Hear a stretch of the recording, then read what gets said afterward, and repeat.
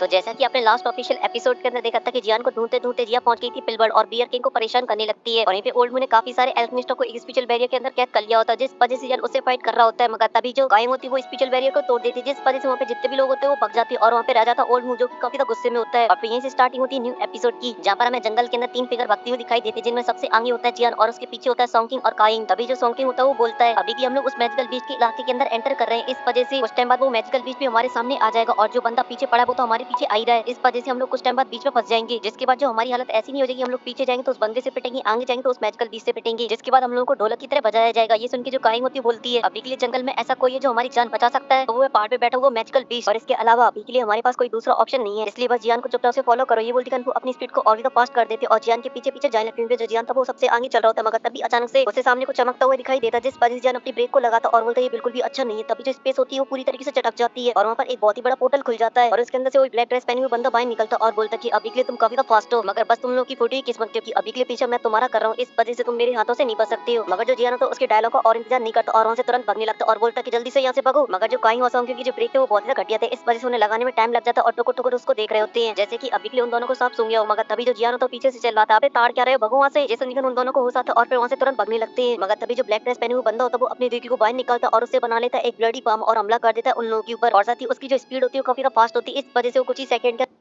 के अंदर काइंग के पास पहुंच जाता है और उसके ऊपर पड़ने लगता है बहुत ही पावरफुल प्रेशर, जिस वजह से जो काइंग होती है वो अपनी जगह से बिल्कुल भी मूव नहीं कर पा रही होती है, वो एकदम फ्रीज हो चुकी होती है। तभी पीछे मुड़ के ये सॉन्किंग भी देखता है मगर वो नहीं रुकता और वहां से जाने लगता और बोलता है काइंग मुझे माफ करना, और तुरंत ही जंगल के अंदर गायब हो जाता है। जो काइंग थी वो अभी के लिए पूरी कोशिश कर रही होती है अपने आप को आजाद करने के लिए, मगर अभी के लिए उसकी जो पावर थी वो बिल्कुल भी सफिशिएंट नहीं होती है, इस वजह से वो बिल्कुल भी मूव नहीं कर पा रही थी। वहीं पे जियान भी ये सब देख लेता, जहाँ पर जो अटैक था वो अभी के लिए काइंग के काफी करीब आ चुका होता और काइंग की उड़ चुकी थी एकदम हवैया, जबकि उसे लगने लगता कि अब तो उसका गेम ओवर है, इस वजह से वो अपनी आंखों को बंद कर लेती है। मगर तभी उसके सामने कोई आ जाता है, जिस वजह से जो प्रेशर होता है वो भी खत्म हो जाता है और ये महसूस करती है जो काइंग होती है वो तुरंत अपनी आंखें खोल लेती है और सामने देखती है जहाँ पर उसे दिखाई देता है और डीमन पपेट, जो कि अभी भी उस अटैक को रोक रहा है। मगर अटैक की पावर काफी ज्यादा है, इस वजह से जो डीमन पपेट है वो घुटनों के बल आ चुका है और स्पेस के अंदर भी क्रैक्स आ गए हैं और उसे रोकने में काफी प्रॉब्लम हो रही होती है। मगर तभी जो जियान होता है वो पीछे से चिल्लाता है और बोलता है कि भगो यहाँ से, जैसे जो काइंग होती है वो तुरंत जियान के साथ वहाँ से भग जाती है। इसी वजह से जो जियान होता है वो अपने डीमन पपेट को वापस अपनी स्पेस स्टेशन के अंदर रख लेता है, जिस वजह से जो अटैक होता है वो सीधा जमीन से टकराता है और वहाँ पे चारों तरफ एनर्जी फैल जाती है। जो जियान होता है वो अपनी अल्टीमेट पपेट को वहाँ से लेके निकल जाता है। ये सब देख के ब्लैक ड्रेस पहने हुए बंदा बोलता है जियान तुझे बहुत ही शौक है ना लोगों को बचाने का, इस वजह से अब मैं तुझे देखता हूँ तुझे अब मेरे हाथों से कौन बचाएगा मरने से। जी बोलती है वो जियान के पीछे जाने लगता है, जिसके बाद सीन कट हो जाता है। फिर हमें जियान दिखाया जाता है जो कि अभी के लिए तुम फुल स्पीड से भग रहा होता है और उसके सामने होता है एक पार्क, जिस वजह से जियान बोलता है अभी के लिए मैं उस पार्क के काफी करीब आ चुका हूँ जहाँ पर वो बियर किंग है। और फिर पीछे मुड़ के देखता है जहाँ पर जो बंदा था वो अभी के लिए जियान का पीछा कर रहा होता है, इस पर जियान और भी पास तरीके से वहाँ से भगने लगता है। वहीं पे जो बंदा था वो पीछा करना नहीं छोड़ता और कंटिन्यू जियान के पीछे आ रहा होता और बोलता है शिकार चाहे जितना चतुर क्यों ना बना रहे मगर शिकारी के यहाँ तो नहीं बच सकता है। और ये उल्टी वो अपने ब्लडी ऑरा को बाहर निकाल देता है, जिस वजह से चारों तरफ धुआं धुआं फैल जाता है और सीधा आके जियान के सामने अपीयर हो जाता है और अपनी कुछ एनर्जी की बॉल बनाता है और सीधा जियान के ऊपर हमला कर देता है उनसे। ये देख के जो जियान होता है तुरंत ही अपना बैक गेट डालता है और वहाँ से तुरंत भागने लगता है उन सभी अटैकों से बच के। अभी जो हुलुसुल का बंदा बोलता है अरे जियान है आज तू मेरे हाथों से ना बचेगा। ये सुन के जियान उसकी तरफ देखता है गुस्से से, मगर तभी जो बंदा होता है वो अपने दो स्पीयरों को बना लेता है और उनसे जियान के ऊपर हमला कर देता है। वहीं पे ये सब देखते हैं जो जियान होता है तुरंत ही अपनी सिक्स जेंट रूलर टेक्निक का यूज करने लगता है, इसी वजह से उसके चारों तरफ एक हेवी रूट सॉर्डों का सर्कल बन जाता है और जियान उससे हमला कर देता सीधा उस हुलुसुल के बंदे की अटैक के ऊपर। और जैसे दोनों अटैक आपस में टकराते हैं तो वहाँ पे बहुत ही बड़ा ब्लास्ट होता है और पूरे स्पेस के अंदर क्रैक्स ही क्रैक्स आ जाते हैं। अभी जो ओल्ड मूव होता है वो बोलता है कि बच्चे तू ना माने। वहीं पे जो जियान होता है उस अटैक की वजह से उसे पहचान लेता और बोलता कि चोर ओल्ड मूगू। जैसे उनके ओल्ड मूव थोड़ा सा हैरान हो जाता और बोलते वाह तुमने मुझे पहचान लिया, चलो कोई दिक्कत वाली बात नहीं है। और साथ ही अभी के लिए हमारे जो रिश्ते वो चाहे जैसे भी क्यों ना बने रहे मगर मैं हूँ तुम्हारा चाचा, क्योंकि अभी के लिए मैं ये नहीं चाहता कि अभी के लिए तुम्हें पता ही ना हो कि तुम्हें किसने मारा। जिस जियान गुस्से से बोलता चाचा ये चीज तू बिल्कुल भी डिजर्व नहीं करता है, तू बस एक निहायती विलन है। ये बोलती जो जियान होता है तुरंत अपनी स्पेस ट्रेन के अंदर अपनी हेवी स्वॉर्ड को रख लेता और यूज करने लगता है स्काई फाइट 3 मिसी चेंज का फर्स्ट चेंज, जिस वजह से जो ग्रीन लोटस फ्लेम होती है उसके चारों तरफ घूमने लगती है। मगर जियान यहाँ पे नहीं रुकता और यूज करता है अपने सेकंड चेंज को। ये सब देख के जो ओल्ड होता है वो काफी हैरान हो जाता है, मगर जियान यहाँ पे भी नहीं रुकता। जियान के सर का जो फोरहेड होता है वो चमकने लगता है और उसके अंदर से निकलती बोन चेंज फ्लेम और जो कि चारों तरफ फैल जाती है, जो कि जियान यूज कर रहा था अपने थर्ड चेंज को जो कि था बोन चेंज फ्लेम की मदद से। इसी वजह से उसकी बॉडी के ऊपर जमने लगते बर्फ के क्रिस्टल और उसके जो बाल होते हैं वो हो जाते काले से सफेद और उसकी बॉडी में से निकल रही होती बोन चेंज फ्लेम जो कि काफी ज्यादा पावरफुल होती है और चारों तरफ फैल रही होती है। और जियान का जो लेवल था अब वो काफी ज्यादा बढ़ चुका था, क्योंकि जियान पहुंच चुका था 1000 की 9 स्टार पर। इसी वजह से उसका जो कॉन्फिडेंस था वो भी काफी ज्यादा बढ़ जाता है और वो न देखता है और न था और सीधा ओल्ड मूव के ऊपर हमला कर देता है। मगर जो ओल्ड मूव होता है वो सही टाइम पे जियान के अटैक से बच जाता है, मगर जियान यहाँ पे नहीं रुकता और फिर क्या लगे तेरी चारों तरफ से उसके ऊपर हमला करने लगता है। मगर जियान के जो अटैक होते हैं वो ओल्ड मूव को टच भी नहीं कर पा रहे होते, क्योंकि ओल्ड मूव की स्पीड होती काफी ज्यादा फास्ट है, इस वजह से वो जियान के सभी अटैक अटैकों से बच रहा होता है। मगर जो जियान का कॉन्फिडेंस था वो अभी के लिए एकदम 7वें आसमान में पहुंच चुका होता है। इस वजह से वो निकालता है अपनी हेग्रोड स्वॉर्ड और सीधा जाकर उससे ओल्ड वू के ऊपर हमला कर देता है। जैसे ही वो ओल्ड वू में पड़ती है तो आसपास की स्पेस में क्रैक्स आ जाता है और वहाँ पे एक बहुत ही बड़ा पोर्टल खुल जाता है। मगर इससे भी ओल्ड वू को कोई फर्क नहीं पड़ता क्योंकि उसने एक ही यहाँ से जियान के अटैक को रोक लिया था और वो बहुत ही आसानी से जियान को पीछे ढकेल देता है। मगर जो जियान था वो अभी के लिए मानने को तैयार ही नहीं होता है। इस वजह से फिर से अटैक करता है। मगर जो ओल्ड वू होता है वो जियान को काफी ज्यादा पीछे ढकेल देता है। ये देख के जो जियान होता है कहता है ना ऐसे ना मानूंगा और फिर यूज करता है अपनी सी फ्लिपिंग सील का और हमला कर देता है। और जब ओल्ड वू उसे अपनी तरफ आते हुए देखता है तब वो अपना एक ब्लडी पंप बनाता है और उसके ऊपर हमला कर देता है। और जैसे दोनों अटैक आपस में टकराते हैं तो जो जियान की सी फ्लिपिंग सील होती है कुछ ही देर में नष्ट हो जाती है और जो अटैक होता है सीधा जियान की तरफ आगे बढ़ने का तो जियान जाके सीधा उस ब्लडी पंप के ऊपर हमला कर देता है। मगर जियान काफी कमजोर होता है उसके सामने। इस वजह से वो पीछे किस को चला जाता है और उसका जो प्रेशर होता है वो काफी ज्यादा होता है। इस वजह से जियान सीधा एक पार्ट से जाके टकराता है और उसकी स्काई फाइट 3BC चेंजेस होते हैं वो भी उड़ जाते हैं। और यहाँ पे जो पंप था वो जियान के काफी करीब आ चुका होता है। इस वजह से जियान फड़फड़ाने में लगा था मगर वो अपनी जगह से मूव नहीं हो पा रहा होता। तभी ओल्ड वू बोलता है ये अटैक तेरी औकात बताने के लिए है। और यहाँ पे जो जियान की हालत होती है वो और भी खराब हो रही होती है क्योंकि जियान अभी के लिए बिल्कुल भी मूव नहीं कर पा रहा था और जो अटैक था वो बहुत ही करीब आ चुका था जिस वजह से जियान ऑलमोस्ट काम खत्म होने की कगार पे पहुंच चुका था। मगर तभी जो अटैक के सामने की जो स्पेस होती है उसके अंदर क्रैक्स आने लगते हैं और जो स्पेस होती है वो फट जाती है और वहाँ पर एक हाथ दिखाया जाता है और यहाँ पे जियान के ऊपर जो स्पिरिचुअल प्रेशर पड़ रहा होता है वो भी गायब हो जाता है। तभी एक भारी भरकम आवाज आती है और बोलते मेरे इलाके में आके मारा मुरी ये तो मेरी सरेआम बेइज्जती है। और ये बोलते वो अपने 2.5 किलो का हाथ को बंद करता है जिस वजह से जो ओल्ड वू का अटैक होता है वो नष्ट हो जाता है। ये देखिए ओल्ड वू गुस्से में आ जाता है और बोलता है अबे तू है कौन बे। तभी वो हमें मुस्टंडा सा बंदा देखने को मिलता है जो कोई और नहीं वो होता है बियर किंग। वहीं पे जियान उसे देख के शॉक हो जाता है और अपने मन में बोलता है कि इसने तो ओल्ड वू के अटैक को बहुत ही आसानी से रोक लिया। ये बंदा बिल्कुल भी साधारण नहीं है। मगर तभी जियान के कानों पड़ती एक प्यारी सी आवाज और वो बोलती है मुझे इस बात से कोई फर्क नहीं पड़ता कि तुम दूसरों को मारते हो काटते हो उन्हें पकड़ते हो मगर तुमने गलती से जियान को टच कर दिया तो फिर मैं तुम्हें मार डालूंगी। वहीं पे जियान उसे देखते कर एकदम से हैरान हो जाता है और बोलता है छोटे मगर तू यहाँ पे कर क्या रहा है। जैसे उनकी बोलती है मैं तुम्हें सब कुछ एक्सप्लेन करती हूँ आकर पहले इस बुड्ढे को ठिकाने लगा दूं। और फिर बियर किंग से बोलती अगर तुम इसे यहाँ से भगा देते हो तो तुम्हारा जो मिशन है वो पूरा हो जाएगा। और यहाँ पे जो ओल्ड वू होता है बियर किंग को देख के बोलता है कि इसका जो ऑरा है वो स्ट्रांग है। तभी जो बियर किंग होता है वो धीरे सी आवाज में जिया से बोलता है कि बूढ़ी दादी इस बूढ़े बंदे के साथ फाइट करना मेरे लिए बिल्कुल भी आसान नहीं है। ये सुन के जो जिया होती है उसके ऊपर भड़क पड़ती है और बोलती है तुम क्या फालतू की बकवास कर रहे हो तुम क्यों नहीं लड़ सकते इससे बजाओ तेरी कनपट्टी में। तो ये सुन के जो बियर किंग होता है बोलता है अरे रुक